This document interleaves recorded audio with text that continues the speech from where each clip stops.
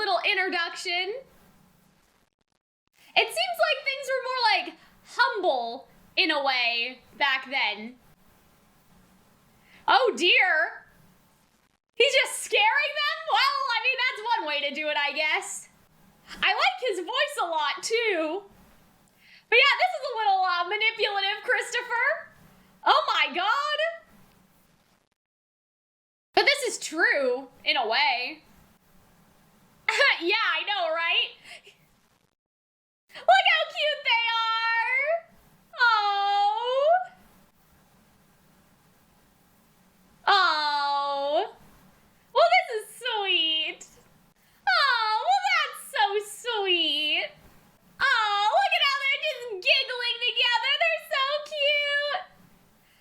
Wow, he was really, like, beloved. What the fuck was that? Okay, Kate, okay. Strategy. That's a good idea. Oh, this is cute. I mean, it's a little creepy, but like, you know, it's still cute, like in theory.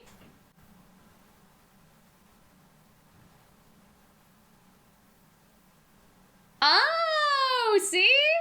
So, it doesn't cause a problem. Oh no, not you! God damn it. So there are 2 of them. So why are they both Belle? That's what I still don't understand. Anyway. Oh no. Oh, poor Patrick. Oh dear. I don't like this.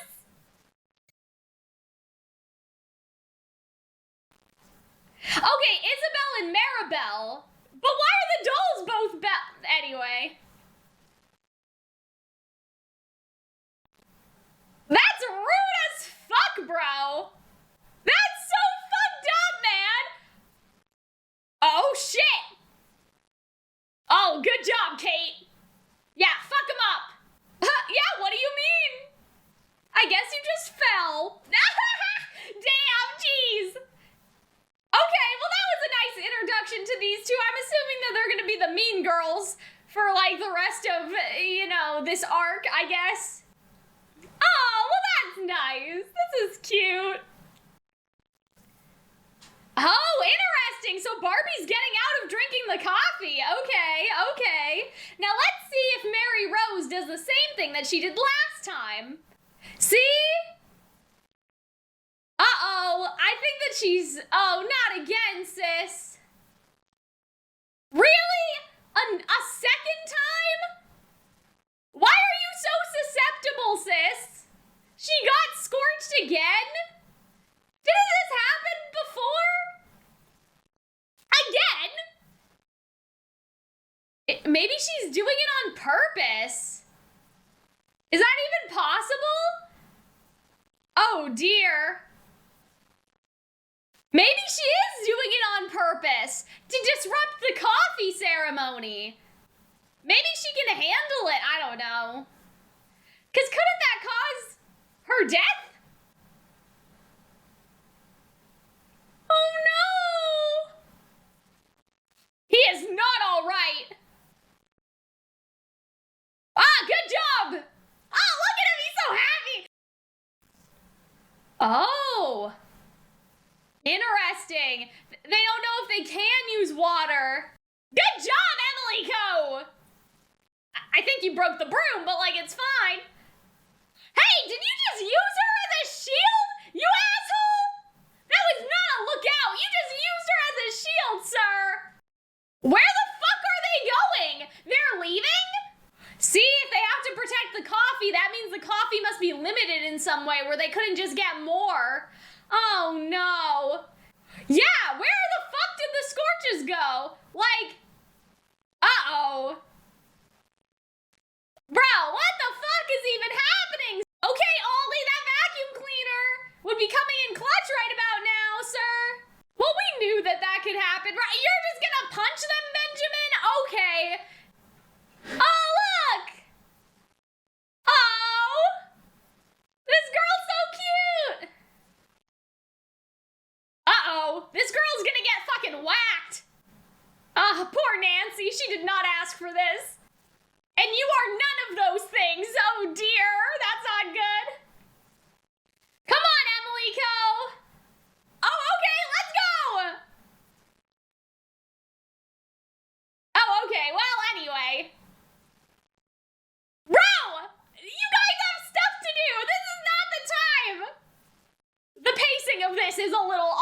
admit it. Damn, please do not put your arms and legs inside of it. Jesus, I hope that's not foreshadowing. Is someone gonna get sucked into the vacuum? Oh dear. He looks so sad though. I almost feel kind of bad. Come on guys, you gotta cover her, sis. Exactly, that's what I'm saying. You guys need a plan, bro. Okay, well, sure. What? Oh, shit!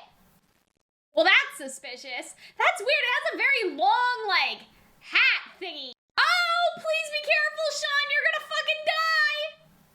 Okay, well, boy, do not do this. You will die. No.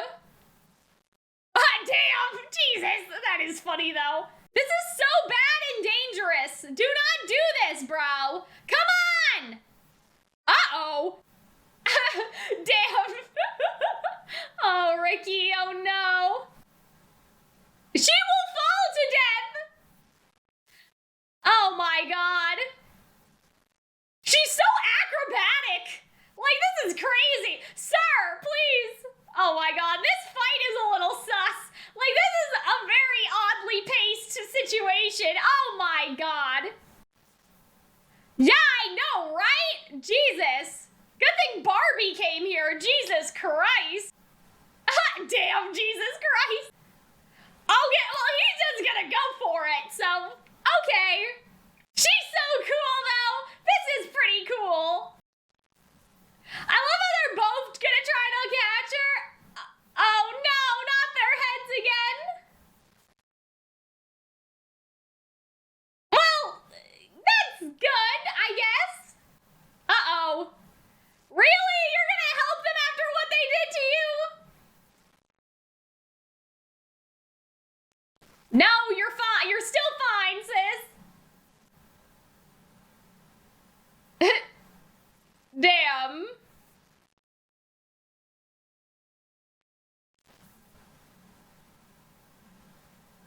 Oh no! Did they break it to blame her on purpose? Wait, what?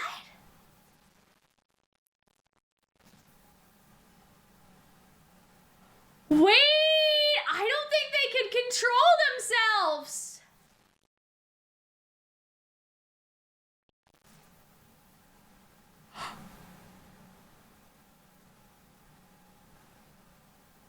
Oh no! Someone controlled them to break it. They were controlled. See, somebody wanted them to break the supply. Traitorous things. What's gonna happen to Belle, though? Bro, really? Y'all are gonna leave us on this? All right, everyone, let us get into the discussion now. And so let's talk about this flashback that happened at the very beginning of the episode. What's interesting is that this is post-debut, I believe, right? Because now Barbie is officially Barbara's face. But they're still getting like this cleaning lesson where they're all together, you know? And so it just seems a lot more like casual and a lot more like friendly, I guess, compared to how things are now, like the way that Christopher ran things. Like, you know, the shadows and the dolls are all together. They're all learning about like the importance of cleaning and everything. Also, little Barbie is so cute. Like, she's still so cute. It's so adorable. But yeah, like it just seems different, you know? Just because they're all together, they're all like learning about this together. Whereas like a lot of the cleaning duties were sort of reserved like just for like the dolls to know and learn about. So is it possible that the shadows had to attend like the cleaning sessions with the dolls before, but then like something happened or something like that? Like, you know what I mean? Because they're also telling like the shadows the importance of cleaning, right? Like, oh, we know that housekeeping cleaning leads to scorches, but we're not afraid of those things. Like, that's a shadow talking, right? So it's kind of weird that, like, a shadow would have any input at all, because usually a shadow wouldn't be cleaning. So I wonder if back in the day they had to clean together, but then they also, like, did stuff as, like, you know, shadow and face together. Like, they did, like, the library stuff, for example, and they did the botanical garden and the dance lessons and whatever. But I wonder if the shadows also attended cleaning with the dolls, and then for some reason, like, that stopped, you know, just because, like, that doesn't happen now. It's just the dolls cleaning and the shadows are, like, nowhere to be seen, but now they're all together. Like, why would the shadows care? You know what I mean? Why would the shadows care about, like, cleaning stuff, or, like, that they need to learn about cleaning stuff, right? But the shadows are here anyway. So I don't know, maybe things were a bit more, like, unified, I guess, compared to before. But I do like Christopher and his, like, spoopy, scary, like, ghost story thing that he tells, right, to, like, motivate them to clean. He's very, like, charismatic. I mean, this is true. This is also not just, like, a ghost story. This is also just, you know, facts, right? And yeah, I just thought that this was really cute. Like, I just thought that, like, their interactions were, like, super adorable. And then there's one more story, right? So they tell another story. And so I guess this is just story time with Christopher, right? And, like, both the shadows and their dolls are invited. Actually, you know what's interesting is that we see Earring Guy in the hallway over here, and we see Earring Guy again later, so he's, like, from, like, that generation with Barbie and Barbara. But yeah, I can kind of see why they were like, oh, you know, like, it used to be such fun they used to have. And then Christopher says, like, it's up to Maryrose and Barbara to carry on his wishes, which I think may be, like, also connected to the traitorous stuff that we talked about before. But yeah, like, you can see how beloved he was, and how, you know, like, both shadows and their dolls are just out here, like, they seem to be chilling, having fun. And then there's this noise, and, like, there's, like, this crack or something. Like, you know, there's this weird crack noise, and, like, bad things probably happen to Christopher, man. But yeah, that was something I was thinking about with the scene with Christopher, was just the fact that, like, there's a giant phantom behind him as he's telling this spooky story. And is that just, like, thematically, or is that, like, some sort of foreshadowing that he is behind this? Because we did theorize that he may be the robed person, and obviously the robed person seems to be connected to, like, the scorch situation. I just like Kate's, like, little investigation with the soot power stuff over here. And I liked, you know, seeing, like, Louise's faces. I mean, I'm pretty sure she did this before as well, but, like, there's just more, like, cuter expression options, I guess, compared to last season, because she did this last season, I think, right? At least I think that she did, and so, yeah, she says that she's improved, but she can only show Kate, right? She can't show, like, Mia and Sarah, because she doesn't know if they have powers. But doesn't that cause your living doll to break down? And she's like, what? No. And so that's, I guess, an inkling that, like, it needs to be just the right soot amount, or else they'll break down, kind of like when the dolls are overtaken by the phantoms, right? Or like the scorches or whatever. So I'm assuming it's the same thing. It's like the reason why Lou doesn't break is because it's kind of like the correct amount, kind of like the same as the coffee, whereas like a scorch is like an overdose of soot, right? Like she has the exact amount of soot to control Lou without Lou breaking, whereas the scorches will break you, right? This scene was just like really fucked up, but we do see Earring Guy from the flashback is here, which I thought was like, I don't know, that's just interesting continuity, the fact that they're keeping track who's actually like in the house, right? And so now we know that all of them are able to control soot, but this is where we meet the twins, like officially, or I guess the shadows of the twins. And it seems like what they're able to do is they're able to like body control people. But see, this is like the weird part of things, right? They're able, the shadows are able to body control Emily Co. Well, I guess we're not there yet because Patrick's in the hallway. Let's talk about Patrick first. I just feel bad for this man. I just feel really bad for him that he has to just like sit in the hallway, but he's like, oh, and Emilico is with them too, because obviously he's jealous. We know that he has a little crush, right? But I just thought that this scene was like interesting, right? But like, is Louise threatening him? You know, was she gonna tell on him to try to like gain favor with somebody? Like, would she do that? I feel like she might do that, you know? But anyway, I thought their conversation in the hallway was interesting. But yeah, like these two are just like, they were really creepy. And like, okay, so here's like just a little like random thing, but the fact that they make Emily Co bark like a dog has the implication that they have seen a dog and know what a dog is. And I know that it's not that serious, but I do wonder, like, is there a dog? Is there a shadow dog? Do I not remember that? You know what I mean? Because they would need to know unless they read about it in a book, but like still, they would need to know what dogs are. But has anybody even seen a dog? Because there are no dogs. right? So, like, you know what I mean? Do they even know what she's doing? Does she even know what she's doing? Has anybody even seen a dog before? But Emily Co knows what a chicken is. See, there's some weird things about this show where I'm like, but Emily Co, how would you know what a chicken is if you've never seen a chicken? But I guess it's just in, like, you know, her general memory instead of, like, her backstory memory. I don't know. I'm just saying, like, what do they know? How do they know what a dog is? But whatever.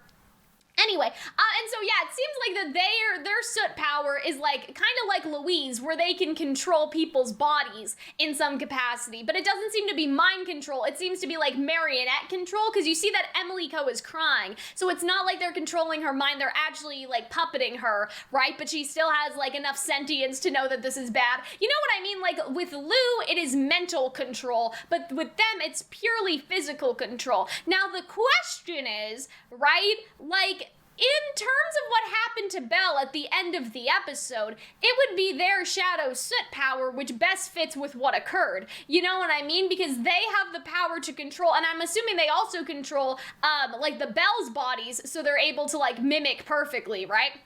Also, I love Kate tripping them, like, you go, queen. But you know what I mean? I thought this was pretty good, too. That was a pretty good line. But, like, you know what I mean? So in terms of what happened to the Bells, what makes the most sense is actually, like, their own shadows is soot power. But, like, their shadows wouldn't do it on purpose, because clearly they're gonna get, like, fucking, I don't know. I think they're gonna fucking die, honestly. Like, I think something bad's gonna happen to one of them, at least. Or either of them, right? Like, that could, like, put them in actual jeopardy. That could, like, kill them. You know, like the fact that they broke the coffee. And so it doesn't really make sense for Belle to have done that. Like for either Isabella or what were their names again? Isabel and Maribel. Like it makes no sense for them to have done it, because it puts them in direct jeopardy, even though that is their soot power. And so there's either someone with a very similar soot power, right? Oh gosh, all of these S's right into the microphone, right? Like there's someone with a similar soot power, or there's someone that has a power that can control shadows, and then somehow, even at like a range, because like obviously Maribel and Isabel aren't around, at like a range they could control, like make Mirabel and Isabel control the twins. Does that make sense? So there's basically two options. There is someone that has a soot power similar to them, right? Because they seemed shocked. They didn't seem mind-controlled, because they seemed to be already in horror at what they were doing as they were doing it, but they couldn't stop themselves, and we'll look at that later, right? And so it wasn't mind control, it was physical control, which fits best in with Isabel and Maribel. So either somebody has a power that is similar to Isabel and Maribel, which seems, I don't know, maybe I don't know how I feel about two shadows having very similar powers like that. They could have used Isabel and Maribel in order to, I guess, imply the fact that that's a power that somebody can have, and so, like, that's why they're bringing it up, you know what I mean? I mean, I guess in a way, some of the powers of the adults are very, like, similar to Lou and Louise, like, the Louise's situation, but anyway, it's either somebody has a power similar, or somebody, like a shadow, controlled Mirabel and Isabel to do it, which seems like a lot of steps, right? Because you have, like, the other two shadows as the middleman, but, like, having a power that can control other shadows is kind of interesting, but they're not in this scene, right? And so it would have to be done at, like, some sort of range, so I don't know about that, but yeah, that was just a thought that I was having about that whole situation right there. And so, yeah, and what's interesting is Barbie's not here, right? Like, you know what I mean? And so, is that on purpose, or is that, like, just a coincidence, right? Because obviously it's sort of the same thing with Maryrose. It's like, oh, she was happening to take out the garbage, you know, and she just happened to come back with scorches. Like, I am so sure that Rosemary and Maryrose are, like, traitorous in some capacity, and, like, Christopher was the start of the traitorous stuff, right? You know what I mean? I'm so sure that she was, like, sootified on purpose in order to, like, bring the scorches in here, cause a distraction, and break the coffee. Like, somebody wanted the coffee broken, and I can only assume that maybe, it was, Rosemary and Maryrose. And, like, here's the interesting thing. So last week, I had this thing where I was looking at, the end card, right? And I was like, like, this is kind of weird, because Rosemary, like, she's not looking at, the flower or the will-o'-the-wisp, right? And we talked about what that could mean. And I sort of had it to mean that she doesn't care about Maryrose or escaping because she wants to stay with her. But what if the reason why she doesn't care is because, like, her own shadow is just using her anyway? Because, like, did she consent to this? Like, you know what I mean? Like, what if she doesn't want to be sickified just for, like, Maryrose's escape plan? You know what I mean? So I wonder if she could actually hold resentment, because in the pursuit of escape, Maryrose has, like, maybe totally disregarded her feelings or something like that. Do you guys understand what I mean? At first I thought she doesn't care about escaping because Shadow's house is the one place where she can stay with Maryrose forever. So, like, she sold out Christopher and, like, she did it, right? Like, the doll, like, Maryrose as the doll, or, sorry, Rosemary as the doll, she did it, right? And so now I'm sort of wondering if it's actually not about that at all, but the fact that, like, she is still used by Maryrose for these schemes anyway, and so maybe there's some resentment in that regard, right? Because she still has soot sickness. At least it seems like she does. I mean, if I don't know, if Rosemary has, like, or sorry, if Maryrose has that sort of power, maybe it's just that it's faking soot sickness so she could bring in the scorches, but she does seem like actually sick, so I don't know. Like, I'm just saying that maybe, like, this is, like, connected to that idea that if they all decided to be traitors, maybe, like, Rosemary was never okay with that, and, like, Maryrose didn't really give her a choice, which is counterintuitive to the theme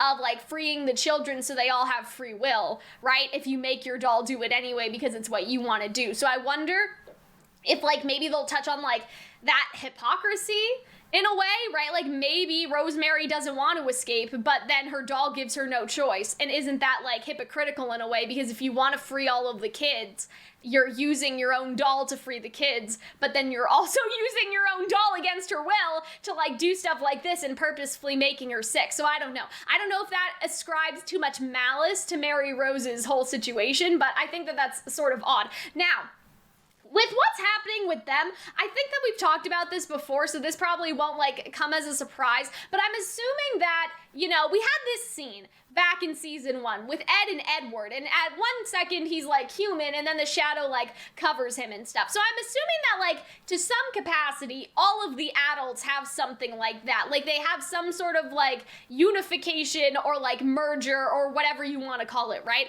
And so what I'm assuming that this is, like, soot sickness in of itself, is, like, unintelligent scorches doing unofficial unifications and then taking over the bodies of the dolls, right?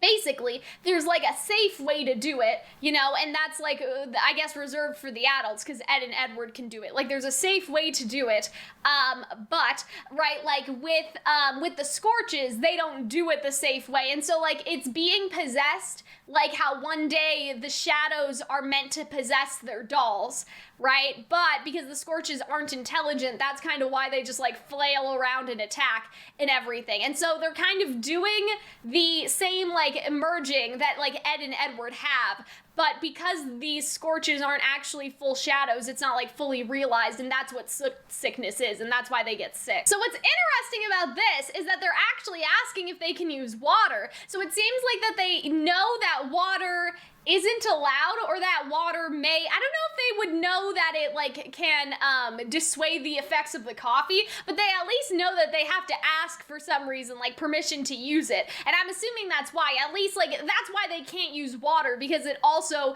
will waterboard them out of being brainwashed, right? And so they either know that or they don't know that, but it's still a rule anyway. But yeah, I just thought that that was sort of interesting, and they're just punching them, right? Also, I hope, like, Doug gets some, like, comeuppance for this later, because he, like, uses Mia as a human shield. I'm not going to talk about the fight that much, but what I do think is interesting is it's interesting that they have to protect the coffee, because that sort of does give the implication that the coffee can only be produced once a week, right? Which Kate talked about last episode. But now I guess we kind of get more confirmation, because it's not like if it happened to break, they could make more. Like, it seems like that this is it for the week, so they better make sure that it's okay, right?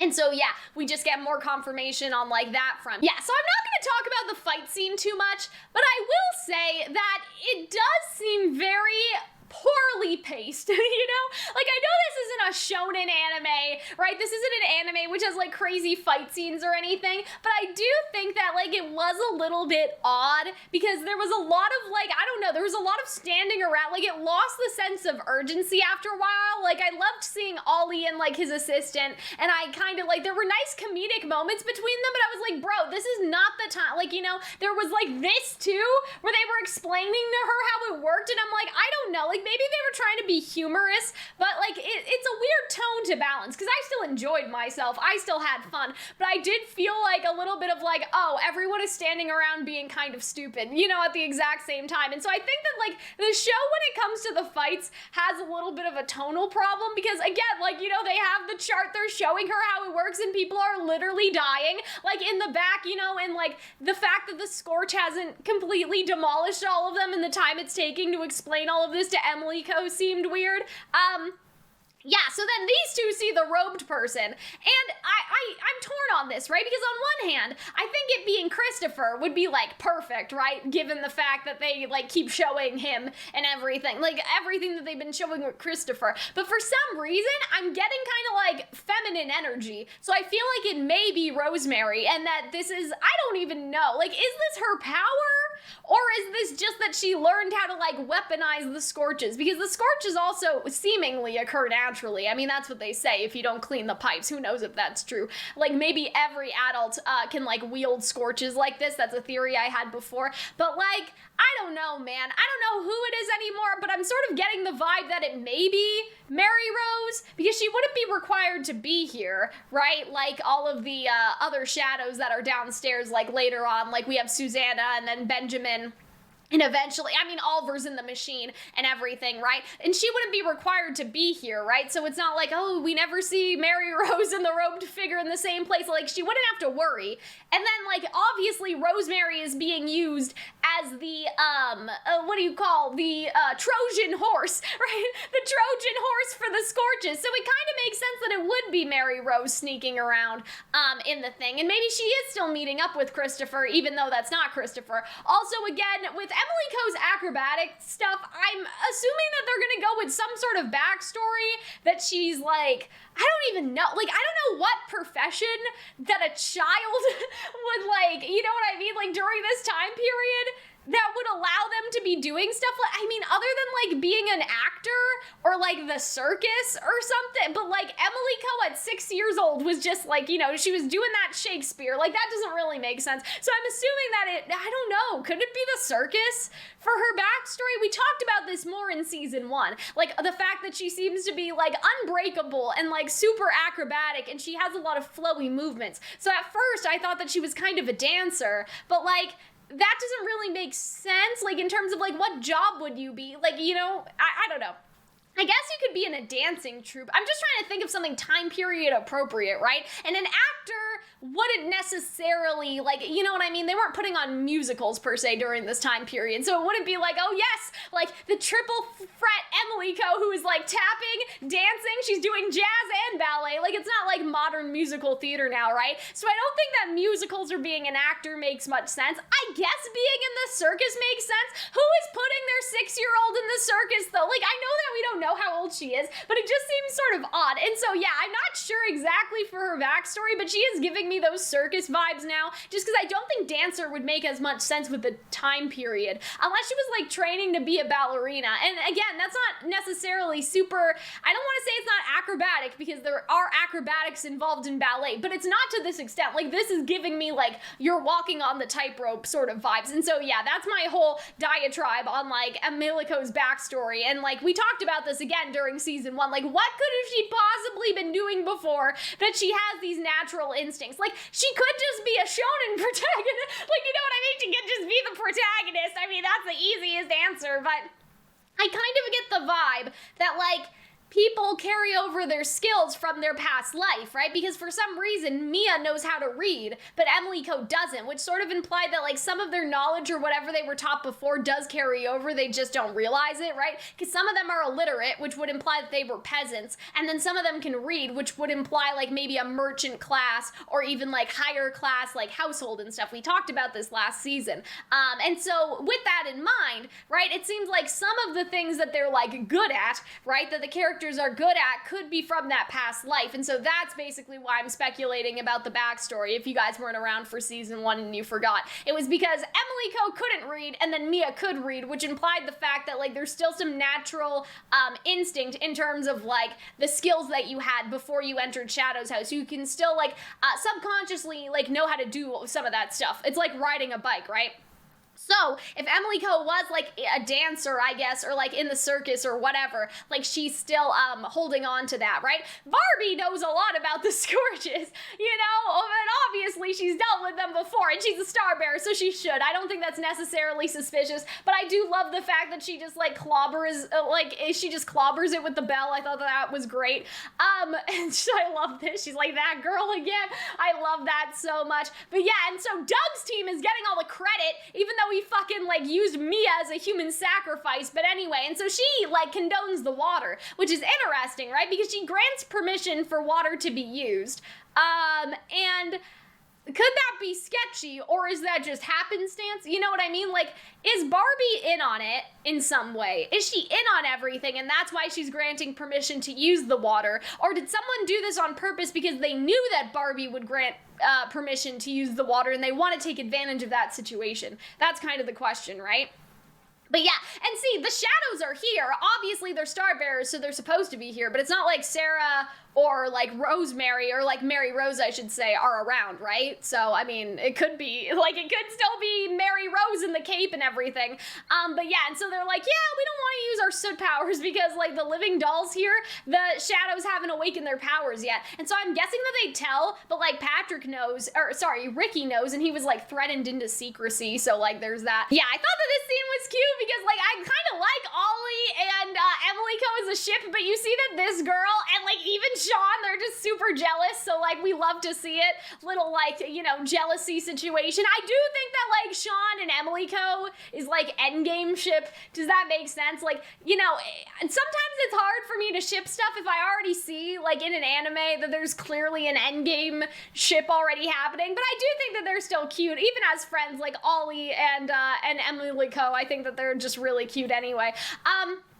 I like the little callback to the forehead scene, but, like, that's not really the most important part here. And what's interesting is that Oliver's using his soot powers to move the machine. So what does that mean? Does that mean that it's his soot power, as in his actual unique power, or is he actually just using his soot as, like, coal to make it move? Because those are two different things. Like, is he telekinetically moving the vacuum, or is he giving it fuel? And, like, could anybody do that? Like, I'm sure Barbara could give it fuel, too, right? Like, you know what I mean? Like, if it's just like, oh, you know, like, shadows make coal, and they sell the coal to the villagers, and then that coal also kind of brainwashes them a little bit, you know what I mean? Or whatever, gets into their water supply, and, like, all of humanity's brainwashed and whatever, it's fine. And so, like, you know, with that in mind, like, is is Oliver's soot power somehow, like, machinery related, or do they literally mean his soot? That's what I'm basically, like, wondering. Like, it's literally just his soot. I don't know. And so, yeah, they're like, checking the pipes might seem like a good idea. But see, like, look at the look on her face. I feel like this bitch knows that it's not the pipes. You know what I mean? That's a face of a bitch who knows that it's not because of the pipes. That this is, like, an organized situation. So, see, what's weird about this is that they say the coffee is safe, and then they pick it up, right? And their faces are covered, but they seem to be surprised at themselves. Like, they don't even know, like, their mouths are open, like, they don't even know why they're doing it, you know? And then they break it. And so the question is, look at her, she's like, what the fuck, right? Like, they're all like, what the fuck, actually, and there's a little bit of blood here, unfortunately. But see, and they seem horrified at themselves, right? So I don't think that they were mind controlled, I think they were body controlled. And we know, right, we know that the twins, their shadows have a body control soot power, so the question is it someone else with that power, or is someone controlling Isabel and Maribel, or did Mirabel and Isabel do it on purpose, even though that could get them in trouble? So those are the interesting things to like think about here. So Barbie seems shocked at first, and then she seems angry, and so I'm just like, Barbie, angry for Barbie seems like a natural state, but what if it's because she knows? You know what I mean? She's like, fuck. Really, Rosemary? Really? Like, what if that's what she's thinking? That's kind of like the subtext I'm getting. I don't know. Is that like, at first she's shocked, and then she's like, wait, I know somebody who could have done that. Fucking Maryrose, like, you know what I mean? Like, what if she's starting to realize, like, what if Barbie is starting to catch on to the fact that maybe Maryrose is still doing, like, traitorous things, but, like, she could turn her in, but she has, like, no evidence. You know what I mean? Like, nobody saw Maryrose here. They saw Rosemary here, but, like, she was possessed. Like, what could have she done? You know what I mean? Like, maybe Barbie is catching on, but there's also, like, plausible deniability at the same time, so I don't know. But yeah, it's pretty fucked up, because I feel like they're gonna die, honestly. Like, I feel like that they are going to die. Or at least one of them, both of them, like, how would you handle this situation? They say that they're both Belle, so maybe they would kill one? Like, I don't know, like, you know what I mean? Maybe they'll kill only one because they don't know which one belongs to which shadow. And then they'll let the shadow, I don't know if this makes any sense, actually. They'll let the shadow keep the other one? Okay, anyway, I don't know if that makes any sense, but they're both Belle, right? And so, how can you kill that? I mean, okay, it's either one of two things. They kill both of them, right? Because that would be the easy thing to do. Or you could say, but we don't know which one actually did it, and we also don't know which one belongs to either of us, so you can't kill them, because what if that doll is actually mine? Like, you know what I mean? Like, I wonder if they could explain their way out of it somehow, and maybe one of the twins will die, but then the other one will live, because they're both Belle, right? So maybe they'll just punish one of them, right? Like, they'll pin it on one, and then they'll just keep the other one. Because if they can't tell them apart, how do they know who to punish? So they would either punish both of them, but they both did it too. That's the weird part, is they both did it too. So I don't see how this idea can actually work. Like, functionally, I don't know, unless, Mirabel and Isabel are both valuable enough to excuse the fact that their dolls did the bads. You know? I don't know.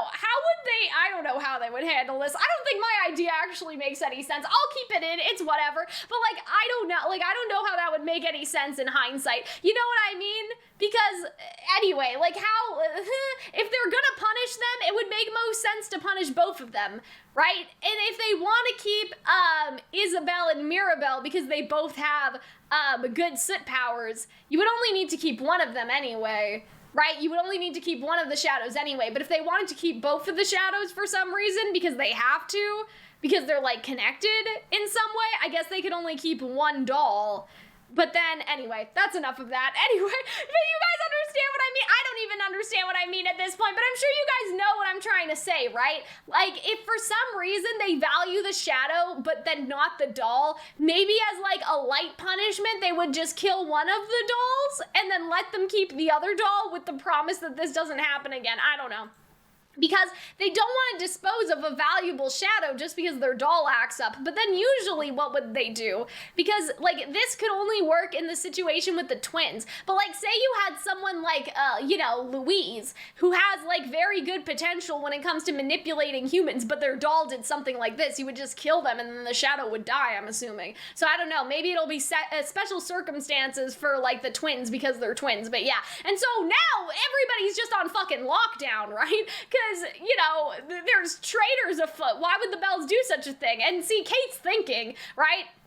Kate's thinking it over because Kate knows that a shadow must have done this, because obviously we have, they made a point to show us Lou's power and how, Lou can manipulate Louise without her, breaking and stuff. So, what if the girls were manipulated, for a long time and just didn't know it? You know what I mean? What if, for example, it works like Susanna's power, where if you touch them, you have the veil over them. What if it's, the last person that you touched, you have that power over them. So what if like Rosemary touched them, like gave them a pat on the shoulder, like good job, you know, or something, and then touched both of them, and then at whatever distance, even at a distance, could control them later. It's like the last human that you touched you can control. It could be something like that, right? Whereas where Maryrose touched both of the dolls, right?